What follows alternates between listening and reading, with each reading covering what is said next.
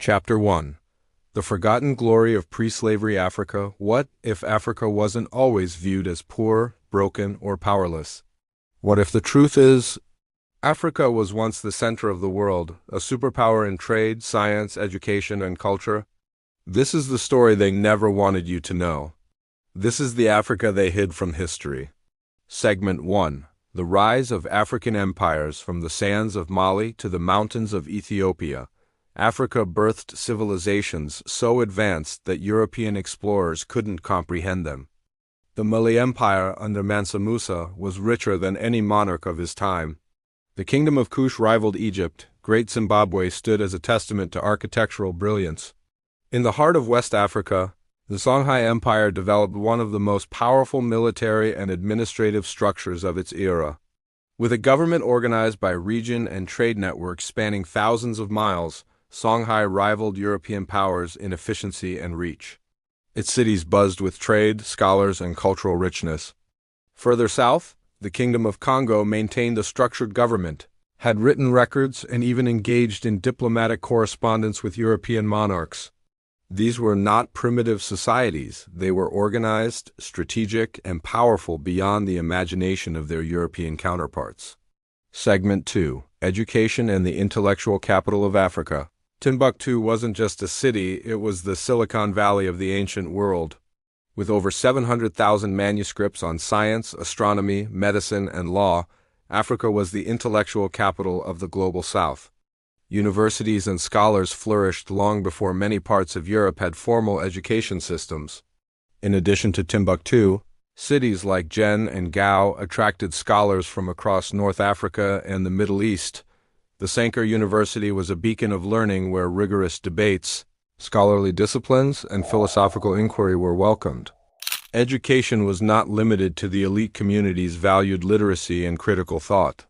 Much of this intellectual heritage was preserved orally through griots and knowledge keepers.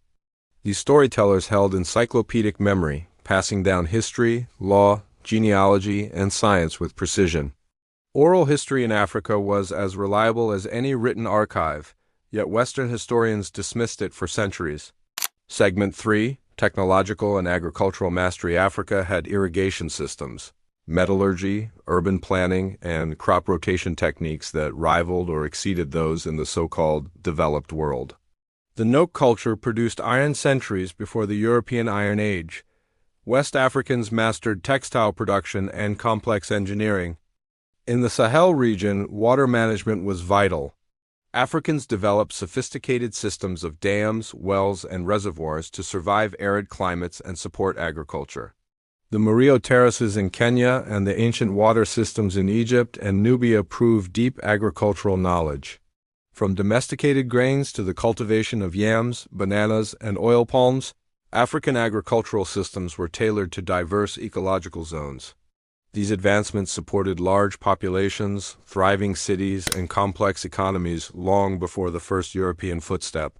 Chapter 2. The Suppression Begins. Segment 4. Early Contact and European Shock. When Europeans first encountered African cities, they were astounded. Reports spoke of clean streets, structured law, and thriving economies. But admiration turned to envy and soon to strategy. They realized they had to diminish Africa's image to justify domination. Portuguese and Spanish explorers wrote of their amazement at the structure and civility of cities like Elmina and Benin. In Benin, streets were reportedly wider and better maintained than in many parts of Europe. Yet these positive accounts were buried over time, replaced with colonial propaganda. The shock at African advancement clashed with emerging European ideologies of racial superiority.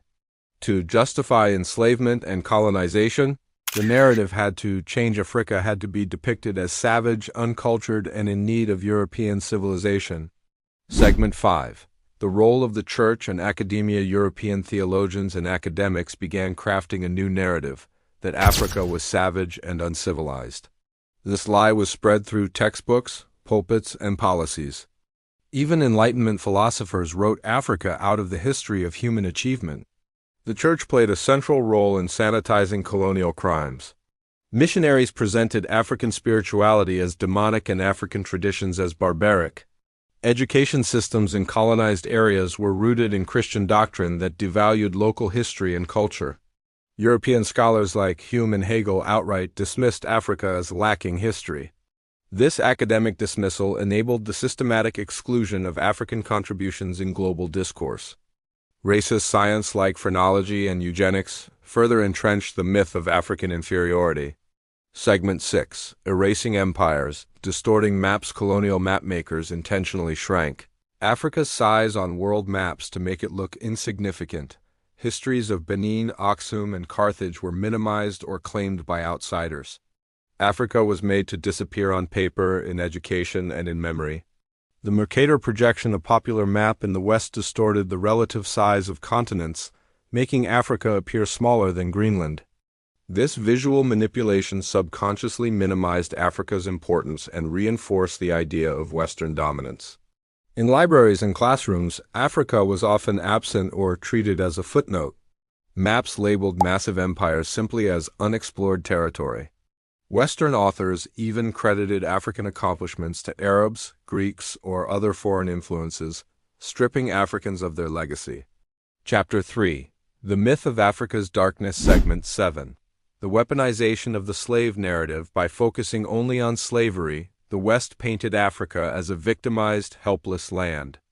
But this was selective storytelling. The real Africa was resisting, surviving, and remembering. Slavery became the lens through which all of Africa was seen and judged. African resistance movements like the Maroons in Jamaica and revolts in the Congo were ignored in favor of narratives of victimhood.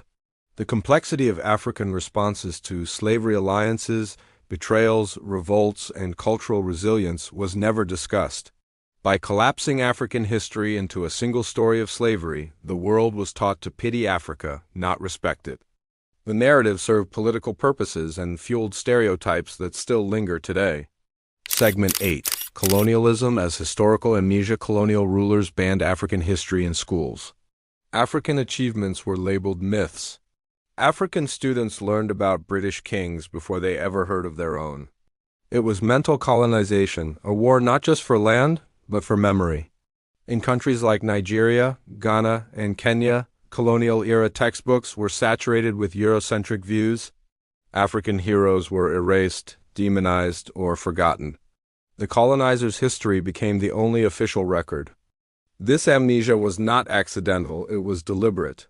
When people forget who they were, they're easier to control. Erasure was a tactic to suppress national pride and prevent unity among colonized peoples. Segment 9. The media's role in reinforcing the lie. Hollywood, television, and news coverage continue to show Africa only through poverty, disease, and war.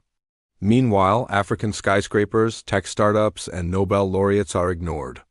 The lie became global and profitable.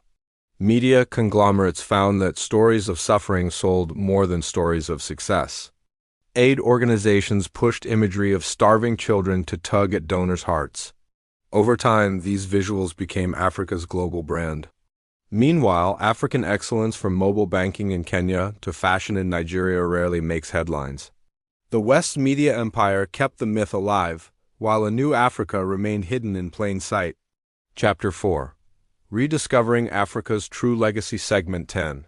African historians and the rise of truth across the continent. Historians are rewriting what was stolen. Scholars are translating ancient manuscripts, rebuilding libraries, and speaking out in documentaries, lectures, and books. The real Africa is re-emerging boldly.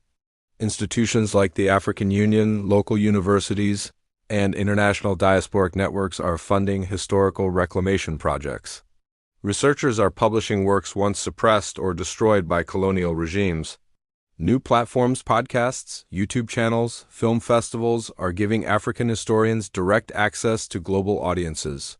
The gatekeepers of history are being bypassed, and the truth is spreading faster than ever. Segment 11.